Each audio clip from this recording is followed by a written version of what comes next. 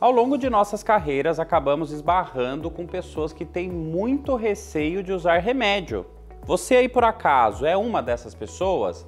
Se sim, vale assistir esse vídeo até para entender melhor sobre esse assunto. Pois é, muitas vezes a pessoa é contra o uso de remédio por não acreditar que os remédios funcionam ou não querer ter algo sintético, artificial circulando ali no organismo dela, ou então ter o receio de ficar dependente, viciar na medicação e isso acabar virando um problema aí na vida dela.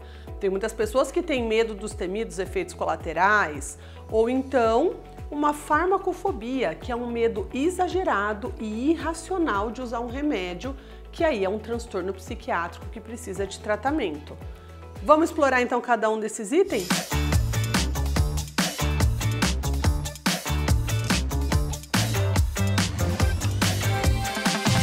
Pessoal, eu sou a doutora Maria Fernanda, médica psiquiatra. Pessoal, tudo jóia? Dr. Saulo, médico neurologista.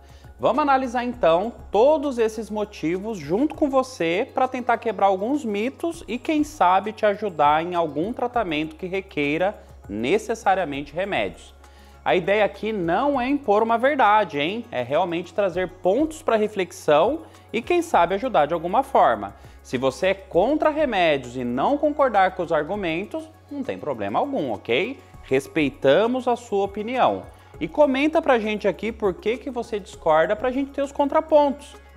E no final a gente vai refletir um pouco sobre homeopatia e remédios naturais, então vale ficar até o fim. Legal frisar isso antes. Muitas vezes, tratamentos não medicamentosos com comprovação científica vão dar conta de resolver seu problema. Quer ver o exemplo da minha área? Depressão leve, a gente pode tratar com luz, acredita? Isso mesmo, é uma lâmpada especial.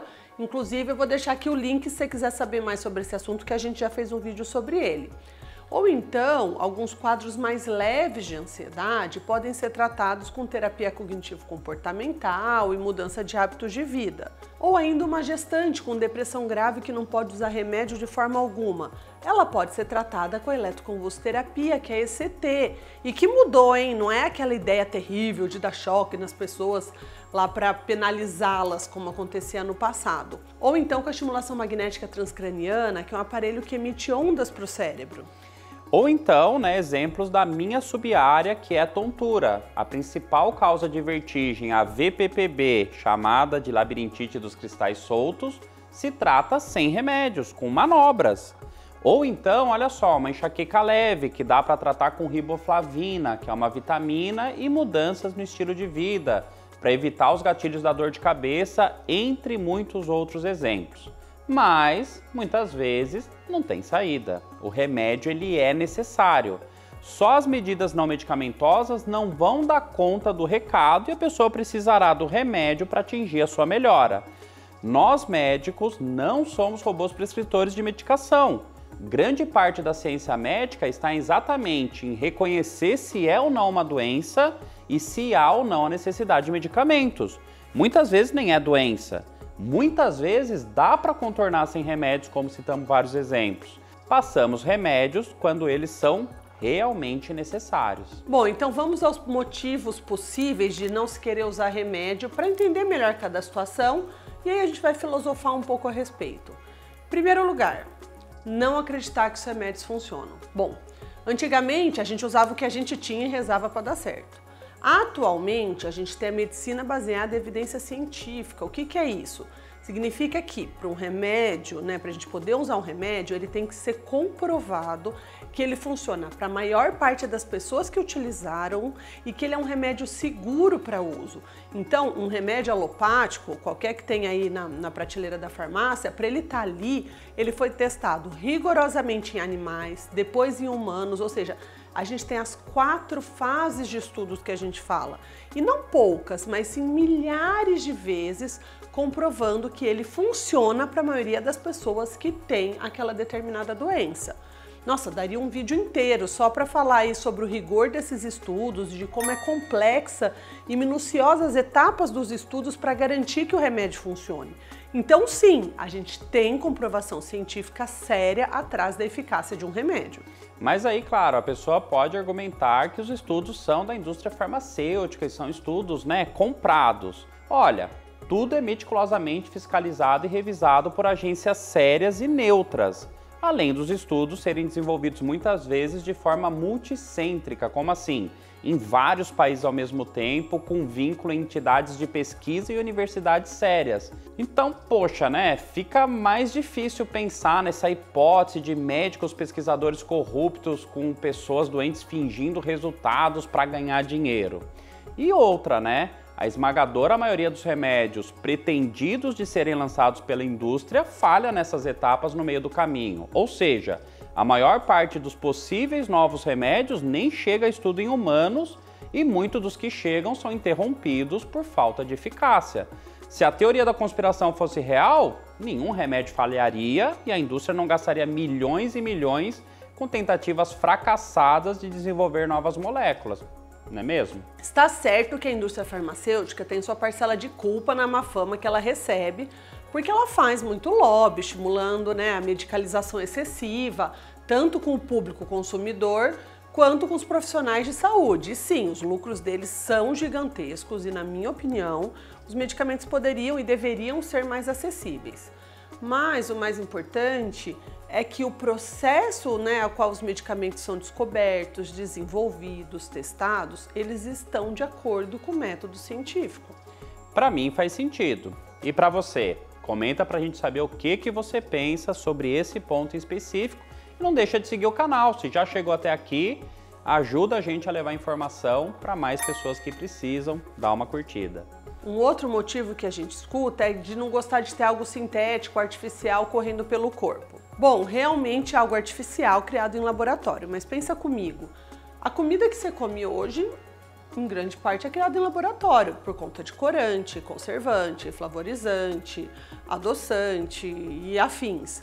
Então é difícil passar um dia sem consumir alguma coisa sintética, fabricada no laboratório, na nossa cultura culinária atual principalmente. Então, se pode entrar algo sintético pela comida, por que não pelo remédio? Se ele faz bem, por que se privar da ciência?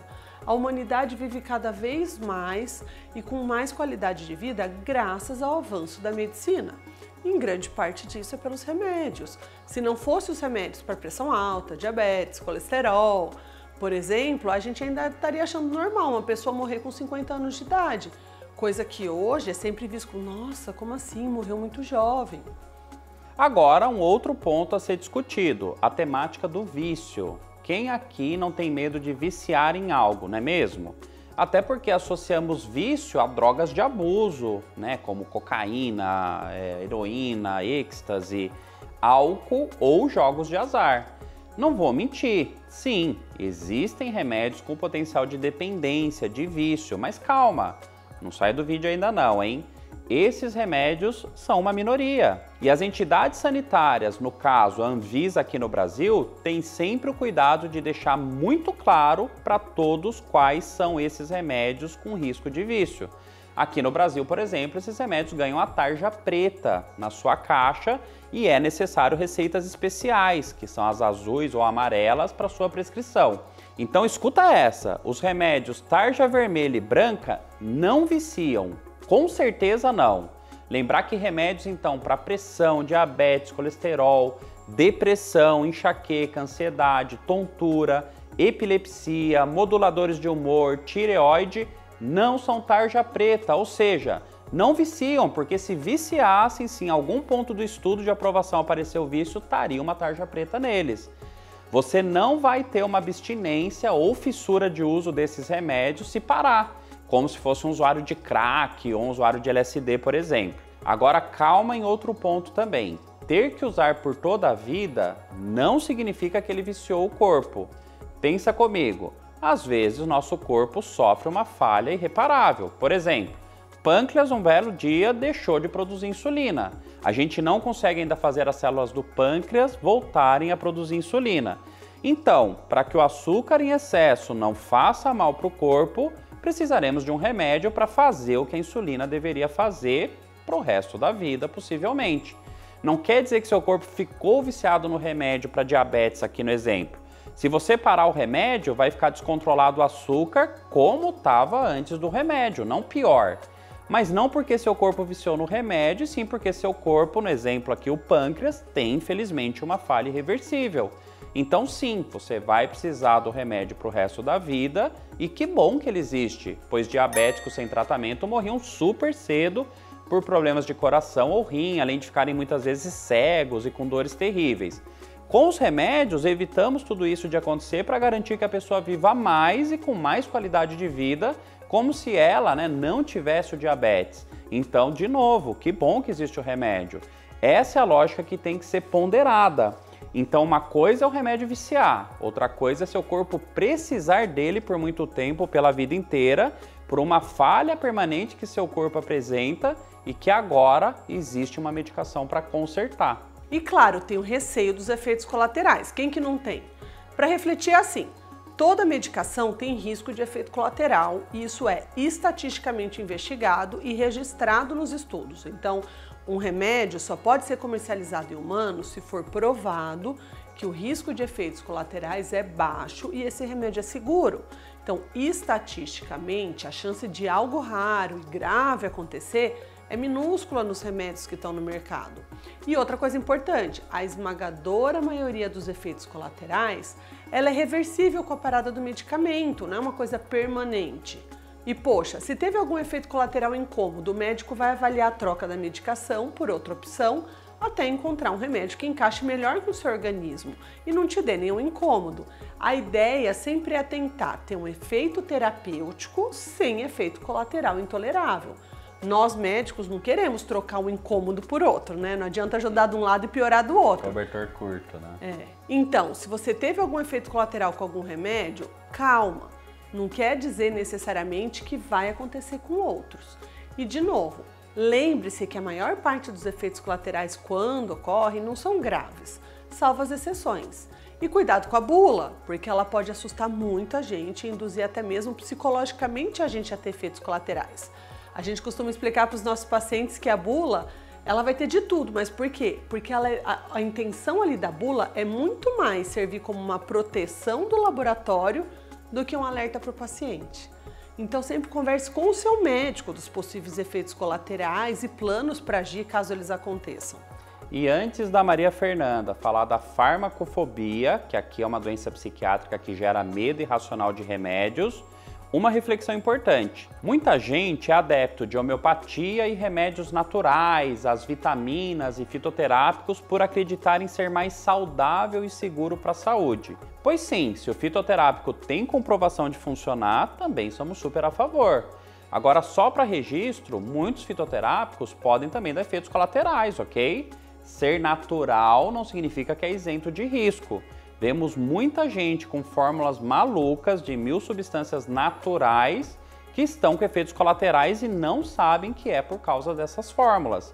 Às vezes até efeitos mais graves. E outro ponto para a filosofia é que vitaminas servem para repor quem tem carência delas. Não há comprovação que dar vitaminas para quem se alimenta bem e tem seus níveis normais tem algum benefício extra para a saúde. Tem até um vídeo no canal, a gente vai deixar também o link lá na descrição. E acreditem, quem fabrica os polivitamínicos e muitos fitoterápicos do mercado é também a indústria farmacêutica. A mesma que produz remédios para depressão e pressão alta, por exemplo, e elas lucram muito com os naturais. Em alguns exemplos, até mais que com alguns medicamentos. Olha o ginkgo biloba, por exemplo, que é mais caro que muitos antidepressivos ou remédio para colesterol. E diversas empresas vestindo esse disfarce das good vibes, da natureza, do natural e do marketing agressivo a favor do atraente universo holístico e quântico, vendem milagres não comprovados e lucram absurdamente. A depender da comparação, às vezes até mais que a indústria farmacêutica tradicional. Queremos que você tenha cuidado ao consumir esses produtos, ok? Analise tudo com muito cuidado, pois estamos falando aqui do bem mais importante que você tem, a sua saúde. E por último, homeopatia não tem comprovação científica séria de que funciona. Não à toa, não está na medicina convencional e é sim taxada de medicina alternativa. Porque tudo que é comprovado que funciona, entra para a medicina convencional. Veja o exemplo da acupuntura, que antes era alternativa e após comprovação científica, hoje é até especialidade médica, entre muitos outros exemplos. Se você é defensor da homeopatia, respeitamos sua posição e não somos nós que estamos afirmando que não funciona. Estamos relatando aqui o que dizem os estudos científicos em sua maioria sobre a temática, ok? E por último aqui uma doença psiquiátrica, a farmacofobia. É um medo incontrolável de remédios, algo que sobrepuja o racional. É uma resposta de ansiedade anormal à própria ideia de usar medicação. Então a própria pessoa muitas vezes reconhece que a reação é excessiva, é irracional, mas ela não consegue controlar. Elas podem ter taquicardia, acelerar o coração, sudorese, aperto no peito, tremor, desconforto abdominal, angústia só de pensar em tomar o remédio. E não tem argumento que as convença da segurança de se usar medicação.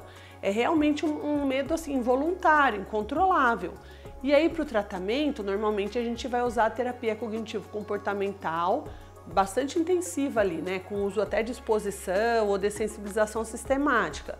Então, a exposição do remédio é assim: no primeiro passo a pessoa só vai ver a pílula, no segundo vai pôr a mão, vai levar, vai na farmácia, vai visitar um hospital, vai ver uma outra pessoa tomando algum tipo de droga. Então, a gente vai colocando ela em contato, né, exposta a essas situações, e a gente vai estruturando a situação numa grande medida. Então, se vai ter pessoas ou não, o número de medicamentos envolvidos ou não, e a gente vai ordenando de acordo com o nível de ansiedade que é causado para o paciente, para então, conforme ele for se expondo a essas situações, gradualmente ele ir conseguindo lidar melhor, e a gente vai também dando estratégias para que ele consiga lidar com essas situações, com exercícios de respiração, técnicas de meditação, dentre outros. E sabe o que motivou a gente a fazer esse vídeo? Algumas vezes eu e a Maria Fernanda, após atender alguém e conseguir chegar no diagnóstico de algo que requer remédio para o tratamento, não conseguimos que a pessoa utilize a medicação por algum desses motivos que foram citados.